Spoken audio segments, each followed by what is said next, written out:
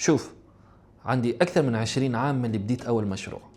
بديت من غير حتى مقومات للنجاح، لا علاقات، لا تعليم جامعي، ولا راس مال، ولا حتى شخصية قوية. كانت عندي قناعة كبيرة اللي أنا باش ننجح. كيفاش ووقتاش ما نعرفش. كنت في كل موقف صعيب يتعدى عليا نقول باش يجي نهار ونحكي الموقف هذا للناس الكل. وكنت حريص كل الحرص في السنين اللي فاتت هذه أنه نجاحي يكون مبني على نفس المقومات اللي عند أي مواطن تونسي. رغم أنه في برشا حالات كنت نجم نستعمل علاقات، وجاوني زادة برشا فرص باش ناخذ قروض مسهلة ونسرع النجاح نتاعي. أما أنا قررت في رحلتي الكل أنه ندخل من نفس الباب اللي ينجموا يدخلوا منه التوانسة الكل، وهذا باش نثبت للناس برشا حاجات.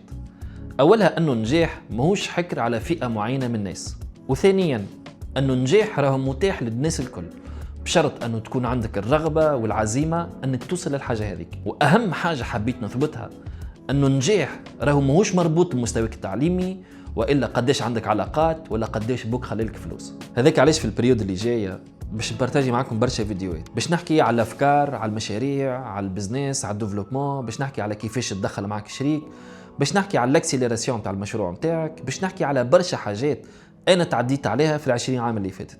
وهذوما حاجات أنا متأكد باش يعاونوك إذا كان عندك أي فكرة مشروع تتعدى بمراحل صحية وسليمة باش يولي مشروع ناجح. مرحبا بكم، بالتوفيق ليكم، وإن شاء الله نتقابلوا في الفيديو اللي جاي.